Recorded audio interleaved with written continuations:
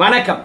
என்ன செய்தி பார்க்க போறோம்னு கேட்டீங்கன்னா, அதிரடியாக களம் இறங்கிய ஆளுநர், கழுத்தை நெரிக்கும் எதிர்கட்சிகள், ஆதவ அர்ஜுனா அமைச்சர் பதவி காலியாக வாய்ப்பு. இன்னொரு அமைச்சர் விஸ்வநாதன் இருக்கார் இல்லையா, அவர் போக்சோ வழக்கில் கைது செய்யவும் வாய்ப்பு. அதிரடியாக களம் இறங்கிய பாஜக, ஆளுநர் இடத்துல கொடுக்கப்பட்ட புகார்கள். இவங்க போனாங்களா, ஆளுநரை சந்தித்தாங்களா? அதுக்கடுத்தது இன்று மாலை திமுக போது முழுக்க முழுக்க ஆதவ அர்ஜுனா அவர்களை குறிவைத்துத்தான் திமுக போது. அவங்க தருகின்ற புகாரின் அடிப்படையில் தான் நம்முடைய ஆதவ அர்ஜுனா அவருடைய அமைச்சர் பதவி காலி ஆவதுக்கான வாய்ப்பு பிரகாசமா இருக்குது அப்படின்னு சொல்றாங்க. இப்படி திமுக போய் ஆளுநரை சந்திக்கிற இந்த தருணத்துல அவங்களுக்கு சப்போர்ட்டா போறாங்களா என்னவோ தெரியல, அதிமுகவினரும் இன்னைக்கு ஆளுநரை சந்திக்கின்றார்கள். 3 பிரதான எதிர்கட்சிகளும் ஆளுநரை சந்திக்கின்றார்கள். அமைச்சர் மீதும் முதலமைச்சர் மீதும் ஆட்சி மீதும் பரபரப்பான குற்றச்சாட்டுகளை ஆளுநர் முன்பாக வைக்க போறாங்க. ஆளுநர் என்ன நடவடிக்கை எடுக்க போறார்னு தெரியல. ஆதவ அர்ஜுனா அவர்கள் தான் ஆட்சி அமைந்ததிலிருந்து கொஞ்சம் ஆவேசமாக களமாடுகின்றார். சோ அவரை சோலி முடித்து விட வேண்டும் என்று திட்டமிட்டு களம் இறங்கி இருக்கிறது திமுக. திமுகவுடைய புகார் மூலமாக ஆதவ அர்ஜுனா அவர்கள் முடக்கி வைக்கப்படுவாரா, இல்ல அமைச்சர் பதவி பறிக்கப்படுமா? திமுக தரப்போற புகார் என்ன, ஆதவ அர்ஜுனா அவர்களுடைய பதவிக்கு அது எந்த அளவுக்கு வேட்டு வைக்க போது, எல்லாவற்றையும் விரிவா இந்த வீடியோவில் பார்த்துலாங்க. ஆனால் அதற்கு முன்பாக இதுவரைக்கும் நம்ம சேனலை நீங்க சப்ஸ்கிரைப் பண்ணலன்னா மறக்காம சப்ஸ்கிரைப் பண்ணிட்டு கொஞ்சம் சப்போர்ட் பண்ணுங்க. முதல்ல நயனார் நாகேந்திரன் அவர்கள் ஒரு 11 மணிக்கு போய் நம்ம ஆளுநரை சந்தித்தார். ஆளுநரை சந்தித்த உடனே தமிழகத்துல சட்ட ஒழுங்கு கெட்டு போயிருக்கு. நெல்லையில நேத்து 2 பேர் இருசக்கர வாகனத்தில் போகின்ற போது வெட்டி படுகொலை செய்யப்பட்டார்கள். அப்படி வெட்டி படுகொலை செய்யப்பட்ட அந்த தருணத்துல அந்த படுகொலையான அந்த தந்தையாருடைய தலைய நடு ரோட்ல வச்சிட்டானுங்க. வாங்கடா அப்படின்னு சொல்லிட்டு. இந்த சவால் பொதுமக்களுக்கா இல்ல பழி தீர்ப்பதற்கா, அரசியல் கொலையா? இப்பதான் குற்றவாளிகளை கண்டுபிடிச்சிருக்கின்றார்களாம். நெல்லை மாவட்டம் முழுவதுமே பரபரப்பா பேசப்பட்டது. குற்றவாளிகளுக்கு எந்த அளவுக்கு அச்சம் போயிருந்தால் இந்த அரசாங்கத்தின் மீது கொலை உண்டவருடைய தலைய நடு ரோட்ல வச்சுட்டு பொதுமக்களுக்கு சவால் விடுவாங்க, அச்சுறுத்தல் விடுவாங்க. அப்போ இந்த நிர்வாகம் சட்டம் ஒழுங்கை எந்த அளவுக்கு பராமரிச்சிருக்கு பாருங்க அப்படின்னு புகார் அளிச்சிருக்காங்க. 2வது, மாவட்டந்தோறும் அரசு வழக்கறிஞர்களை நியமித்திருக்கின்றார்கள். அதுல ஊழல் நடந்திருக்கிறதா? ஒவ்வொரு அரசு வழக்கறிஞர்களை நியமிப்பதற்கு 45 லட்சத்திலிருந்து 50 லட்சம் வரைக்கும் கையூட்டு பெற்றுக்கொண்டுதான் அரசு வழக்கறிஞர்களை நியமித்திருக்கின்றார்களாம். இது பாஜக சொல்றது இல்ல, இத தவேகானுடைய வழக்கறிஞர் பிரிவு இணை தலைவர் புகாரா கொடுத்திருக்கின்றாரு. நீதிமன்றத்திலையும் பாத்தீங்கன்னா வழக்கு தொடுத்திருக்கிறார். ஏப்பா பணம் வாங்கிடாம போஸ்டிங்க போட்டிருக்காங்க அரசு வழக்கறிஞர் சொல்லிட்டு. சோ இது விசாரிக்கப்பட வேண்டும். 3வது, உதவி பேராசிரியர் நியமனங்கள். எப்படின்னு கேட்டீங்கன்னா, 2006 பிறந்த ஒருத்தர் உதவி பேராசிரியராக நியமிக்கப்பட்டிருப்பதாகவும், பெயரே இல்லாத ஒருத்தர் உதவி பேராசிரியராக தேர்ந்தெடுக்கப்பட்டிருப்பதாகவும், உதவி பேராசிரியருடைய நியமனத்தில் பெரிய குளறுபடி நடந்திருக்கிறது அப்படின்னு நம்முடைய நயனார் நாகேந்திரன் அவர்கள் புகார் தெரிவித்திருக்கின்றார். இந்த ஆட்சி தூய ஆட்சின்னு சொன்னாங்க, கடைசியில ஊழல் தான் மெலிந்திருக்கிறது. அதுக்கப்புறம் நம்முடைய அமைச்சர் விஸ்வநாதன் மீது பரபரப்பான குற்றச்சாட்டு. மராத்தான் ஓடின சிறுமிகள், அப்படி ஓடின சிறுமிகள் ஓய்வாக அமர்ந்திருந்தார்கள். அப்படி அமர்ந்திருக்கின்ற தருணத்தில் அமைச்சர் அந்த சிறுமிகளுடைய காலை போய் தடவினார். அப்படி காலை தடவி விடுகின்ற போது அந்த சிறுமியினுடைய நெளிவை பார்க்கின்ற போது விருப்பமின்மையே பாத்தீங்கன்னா அந்த சிறுமியினுடைய முகத்தில் நல்லா தெரிஞ்சது. சோ அமைச்சர் அத்துமீறி இருக்கின்றார். ஒரு அமைச்சருக்குரிய மாண்பெல்லாம் கடந்து பெண்ணின் காலை தொட்டது அவர் குற்றவாளி என்பதை நிரூபிக்கிறது.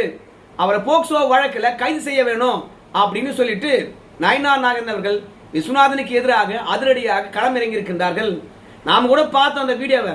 அமைச்சர் ஏன் தேவையில்லாம இந்த வேலையை பார்த்தாரு அப்படின்னு நமக்கு தெரியவே இல்லை. அவரு விஜயனுடைய பிறந்தநாள் விழாவில் குத்தாட்டம் போடுகின்ற போதே நம்ம பார்த்தோம். இந்த ஆளு சோக்காளி தான். இவன் கடந்த காலத்தில் எப்படி இருந்தான்னு தெரியல, கண்ணிமற்ற முறையில் நடனம் போட்டுக்கிட்டு இருக்கானே. இத்தனைக்கும் உயர்கல்வித்துறை அமைச்சர். மாணவர்கள் இந்தியாவுடைய எதிர்காலம். ஒழுக்கத்தை கற்றுத்தரக்கூடிய அமைச்சரனுடைய செயல்பாடுகள் ஒழுக்கமின்மையா இருக்குதே அப்படின்னு நினைச்ச இப்போ போக்சோ வழக்கு வரைக்கும் நிக்குது. அதே மாதிரி தவேகாவுடைய ஸ்ரீவைகுண்டம் எம்எல்ஏ மீது பாலியல் குற்றவாளியை காப்பாற்றின வழக்கு இருக்குது. அதெல்லாம் தாண்டி அமைச்சர் சரத் போதைப் பொருள் பயன்படுத்தின வழக்கில் புகார். ஸோ இது தொடர்பாக ஆளுங்கட்சியானது எந்த விதத்திலும் செவிசாய்க்கவே இல்லை. அது மட்டும் கிடையாது, நேற்று அனிதா ராதாகிருஷ்ணன் அவர்கள் 7 மணி நேரம் காவல்துறையினர் விசாரித்திருக்கின்றார்கள். அந்த தருணத்தில் அனிதா ராதாகிருஷ்ணன் அவர்கள் பதவி ராஜினாமா பண்ணிட்டு தவேகாவில் சேர சொல்லியிருக்காங்க. இது குதிரை பேரம் அல்லவா? ஏன் அனிதா ராதாகிருஷ்ணன் அவர்கள் பதவியை விலகிவிட்டு தவேகாவில் சேரணும்? அது மட்டும் இல்ல, அதிமுக எம்எல்ஏக்கள் அணியாக தவேகாவில் போய் சேர்றாங்கல்ல பதவி ராஜினாமா பண்ணிட்டு. இது முழுக்க முழுக்க குதிரை பேரம் இல்லை. நம்ம முதலமைச்சர் பாத்தீங்கன்னா மதிமுக எம்எல்ஏக்கள் 2 பேரை பதவி ராஜினாமா பண்ணுங்க, இடைத்தேர்தல் வரும், நான் பிரச்சாரம் பண்றேன், நீங்க மதிமுக எம்எல்ஏவாகவே பாத்தீங்கன்னா உங்க சின்னத்தில் நின்று போட்டிட்டு தேர்ந்தெடுக்கப்படுவீர்கள், அதற்கு பிறகு எனக்கு ஆதரவளிங்க அப்படின்னு வைகோ சொன்னது முதல்வரே குதிரை பேரத்தில் ஈடுபட்டிருப்பது தெளிவாகிறது. மொத்தத்தில் இந்த அரசாங்கமானது ஊழல்ல திளைத்திருக்கிறது, நிர்வாக சீர்கேடானது தலை தூக்கி இருக்கிறது, சட்ட ஒழுங்கு சந்தி சிரிக்கிறது, அப்புறம் டாஸ்மார்க் விவகாரம் 10 ரூபாய் இருந்தது 20 ரூபாயாக உயர்ந்து போயிருக்குது. இப்படி பல்வேறுபட்ட குற்றச்சாட்டுகள் வச்சு புகார் அளித்திருக்கின்றார்.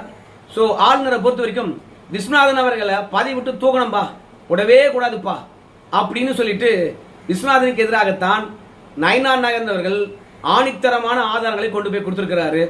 ஆளுநரை பொறுத்த வரைக்கும் நம்முடைய முதலமைச்சர் ஜோசப் விஜய் அவர்கிட்ட பரிந்துரைத்து நம்ம விஸ்வநாதன் அவர்களை பதவியை பறிக்கணும் அப்படின்ற ஒன்று. ரெண்டாவது, நம்முடைய வைகை அணையை பார்வையிட்டார் நம்முடைய ஆளுநர். ஸோ அது தவறு என்று நிர்மல்குமார் அவர்கள் பேசியிருக்கின்றார். அந்த விஷயமும் சுட்டி காட்டப்பட்டிருக்கு. ஆளுநருக்கு 167 சட்டப்பிரிவின்படி மத்திய அரசாங்க திட்டங்களை ஆய்வு செய்யலாம். அது மட்டும் இல்ல, அரசு அதிகாரிகள் ஆளுநர் ஆய்வுக்கு அழைத்தார் என்றால் போலாம்.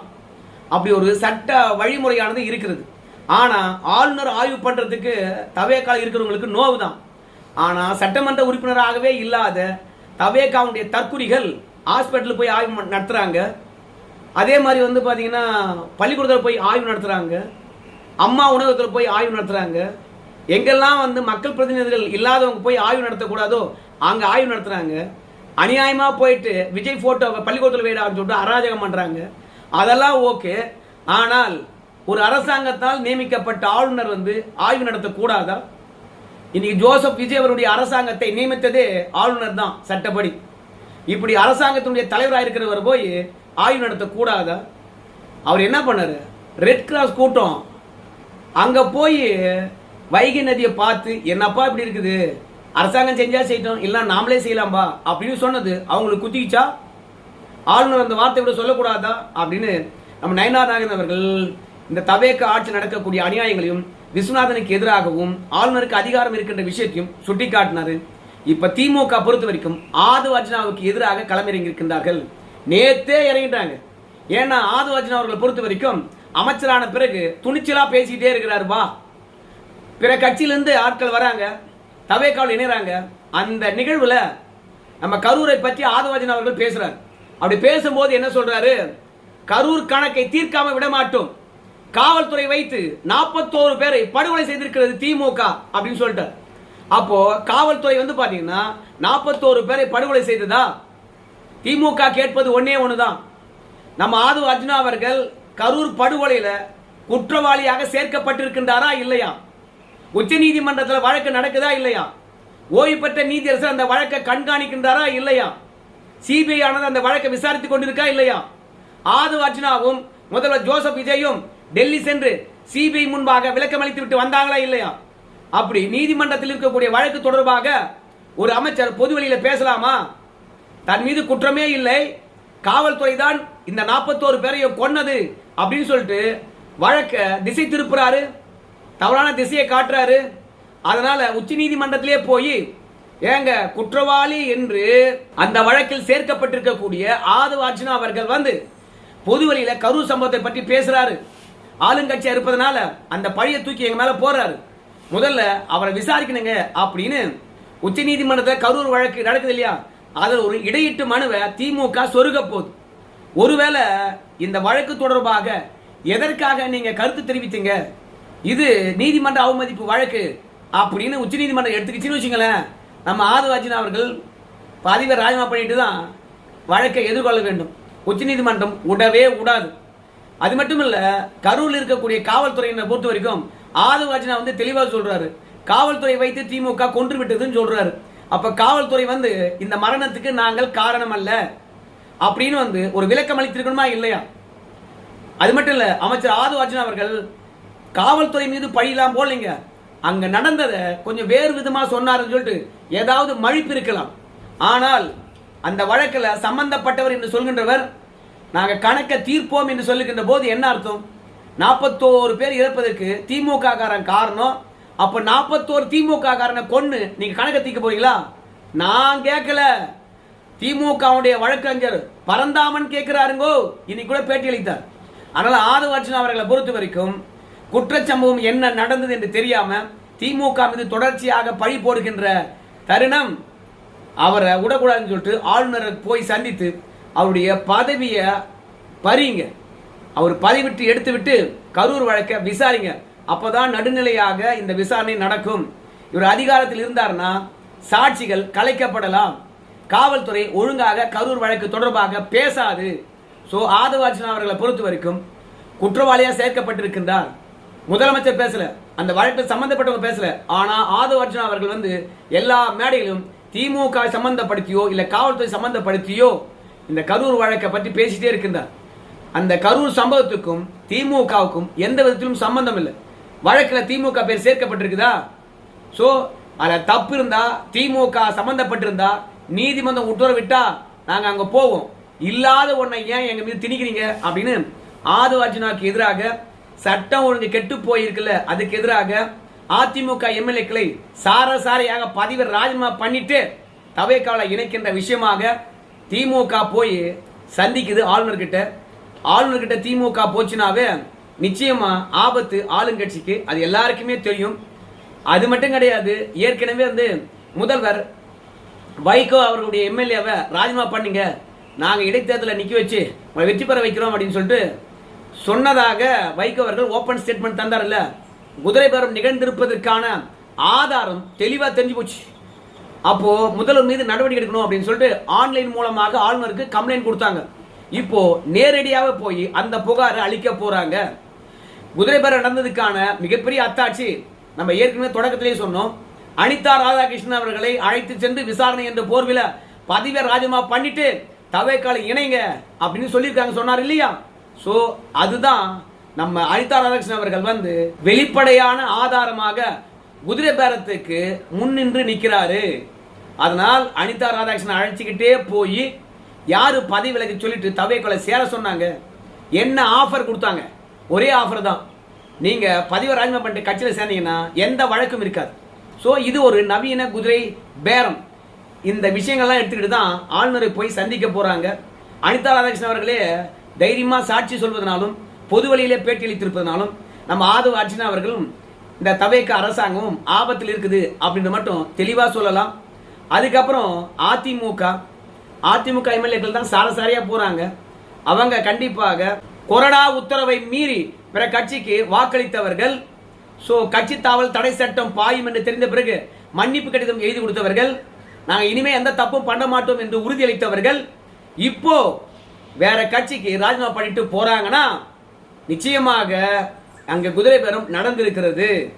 ஏன்னா தப்பு பண்ண மாட்டோம் என்று உறுதியளித்த பிறகுதானே அதிமுக என்ற தலைமையானது அவங்க மீது நடவடிக்கை எடுக்க வேண்டாம், மன்னித்து விட்டோம் என்று நாங்க அந்த புகாரை திரும்ப பெறுகின்றோம். அப்போ தலைமையை ஏமாற்றி இருக்கின்றார்கள், அதே மாதிரி அரசாங்கத்தை ஏமாற்றி இருக்கின்றார்கள், சபாநாயகரை ஏமாற்றி இருக்கின்றார்கள். ஸோ இப்படி ஏமாத்திட்டு தன்னுடைய பதவியை ராஜினாமா பண்ணிட்டு நேரடியா போய் தவேகால் இணைகின்றார்கள் என்றால் இப்படி ராஜினாமா பண்றவங்களுக்கெல்லாம் பதவி தரோனாங்க அப்படின்னு தவேகா சொன்னதாக பல பேர் ஓபன் ஸ்டேட்மெண்ட் தந்திருக்காங்க. யாரு அப்படின்னு கேட்பீங்க, எம்ஆர் விஜயபாஸ்கர் தானுங்கோ. என்ன சொன்னாரு? எப்பா யாரோ எங்களை அப்ரோச் பண்ணாங்க, தவேகா அப்ரோச் பண்ணத்தான் எங்களுக்கு பிடிச்சிருந்தது, அதனால நாங்க தவேகாவுக்கு போறோம் அப்படின்னு சொல்லிட்டார். அது மட்டும் இல்ல, ஓஎஸ் மணியன் அவர்கள் தெளிவாவே சொல்லிட்டார். நம்முடைய C Vijayabaskar MR Vijayabaskar phone பண்றாங்க, வரீங்களா அமைச்சர் பதவி வாங்கி தரேன் அப்படின்ட்டு. அதுக்கு ஓஎஸ் மணியன் அவர்கள் என்ன சொல்றாரு, எனக்கு அமைச்சர் பதவியும் வேணாம், அதே மாதிரி தவேகாவும் வேணாம், நீயே வச்சுக்க அப்படின்னு சொல்லிட்டு வந்துட்டாரு நம்ம ஓஎஸ் மணியன். ஸோ இந்த மாதிரி குதிரை பேரம் நிகழ்ந்ததுக்காகவும் அது தாண்டி கட்சியில் அடுத்தடுத்து போய் சேர்றாங்களே அதுக்காகவும் ஆளுநரை சந்தித்து ஒரு முற்றுப்புள்ளி வைக்க வேண்டும் என்று திமுக போன பிறகு அதிமுகவும் போய் ஆளுநர்கிட்ட புகார் அளிக்கின்றார்கள். இப்போ தவேக அரசாங்கமானது குதிரை பேரத்துல நல்லா வலுவாவே சிக்கிறாங்க. அடுத்தடுத்த ஆதாரமானது நல்லா தெரியுது. அனிதா ராதாகிருஷ்ணன் கிட்ட யார் பேரம் பேசினாங்க தெரியல, ஓஎஸ் மணியன் கிட்ட சி விஜயபாஸ்கர் பேசின விஷயம், அதையெல்லாம் தாண்டி நம்ம எம்ஆர் விஜயபாஸ்கர், அதெல்லாம் இன்னொரு விஷயம், மிகப்பெரிய விஷயம். காலையில் நம்ம வீடியோ பேசியிருந்தோம், இங்கிருந்து ராஜினாமா பண்ணிட்டு போறவங்க அதே தொகுதியில் போட்டியிடுவதற்கான வாய்ப்பு தராங்கன்னா அது ஒரு விதத்தில் தவேகா தருகின்ற கிஃப்ட் தானே. அதனால குதிரை பேரம் என்பது அப்பட்டமா போச்சு. இப்படி குதிரை பேரம் தவேகா செய்கின்ற போது திமுக தான் குதிரை பேரத்தில் ஈடுபட்டதுன்னு சொல்லிவிட்டு செந்தில் பாலாஜிக்கும் அவங்க தம்பிக்கும் சம்மன் அனுப்பியிருக்காங்க என்பதை விட நேரடியா போய் செந்தில் பாலாஜியுடைய பாரம்பரிய வீட்டில் அப்பா அம்மா இருக்கிறாங்க, அவங்க கிட்ட படிச்சு காட்டி அம்மா திங்கம் வந்து ஆஜராக சொல்லுங்கன்னு சொல்லிட்டு வந்திருக்காங்க. ஸோ குதிரை பேரம் யார் செய்யறது, யார் மீது பழி போடுறது, ஆளுநரை சந்திக்கிறது திமுக அதிமுக பாஜக சந்தித்து விட்டது. ஸோ ஆதவ அர்ஜுனா அவர்கள் நாவடக்கம் இருந்தால் நல்லா இருக்கும். இன்னைக்கு பிற கட்சியிலிருந்து வந்து நிறைய பேர் இணைஞ்சாங்க, குறிப்பா அதிமுக இருந்து. ஸோ அந்த நிகழ்வுகள் கூட ஆதவ அர்ஜுனா வரல. அந்த அளவுக்கு காவல்துறையும் சரி எதிர்கட்சிகள் மீதும் சரி தேவையில்லாத குற்றச்சாட்டு வச்சுட்டாரு. அது விஸ்வரூபம் ஆகி போச்சு. வேதனையில தவிக்கிறாரு. என்னத்துக்கிட்டா தேவையில்லாம வார்த்தையை விட்டோம், நம்ம மேடம் மேல ஏறினா தண்ணியில மறந்து ஆவேசமா பேசுறதை நிறுத்திக்கணும் அப்படின்னு யோசிச்சிருப்பாருன்னு நினைக்கிறேன். வம்பு வந்து சேருதுன்னு சொல்லிட்டு இல்லை விஜயே சொல்லியிருப்பார், கரூர் வழக்கு முடிந்து போனது, அதை பற்றி தேவையே இல்லை. கரூர் போகின்ற இந்த தருணத்தில் அதை ஏன்டா நீ கிளப்பி விடுற, 10ஆம் தேதி கரூர் போனோம்னா வச்சுங்களேன் திமுக காரன் பெரிய பிரச்சனை பண்ணி விட்டுருவான், கொஞ்சம் கம்முன்னு இருக்க வேணாவா அப்படின்னு விஜயும் கண்டித்திருப்பார் போல இருக்குது. ஆனால் தான் பிற கட்சியிலிருந்து வந்து இணைகின்ற நிகழ்வுல ஆதவ அர்ஜுனா இன்னைக்கு இல்லவே இல்லை. இதுவரைக்கும் பிற கட்சியிலிருந்து போய் இணைந்தவர்களுடைய நிகழ்வுல ஆதவ அர்ஜுனா அவர்கள் எல்லா விழாவிலும் கலந்து கொண்டிருக்கின்றார். அவருக்கு சிக்கல் வந்துடுச்சு, ஆளுநர் ஆப்படிக்க போறான்னு தெரிஞ்சுக்கிட்டு வீட்டிலேயே அப்படியே அமைதியாட்டார் போல இருக்குது. என்ன நடக்குதுன்னு பொறுத்து வந்து பார்க்கலாம். நன்றிங்க.